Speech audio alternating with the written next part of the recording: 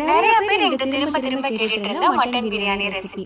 ஈஸியா நீங்க ஞாபகம் வச்சுக்கிற மாதிரி செம்ம டேஸ்டியா உதிரி உதிரியா மட்டன் பிரியாணி எப்படி செய்யுதுன்னு பார்க்கலாமா? இன்னைக்கு நான் 1.5 கிலோ அளவுக்கு சொல்லியிருக்கேன். 1 கிலோக்கான அளவு கமெண்ட் பாக்ஸ்ல நான் கொடுத்திருக்கேன், செக் பண்ணிக்கோங்க.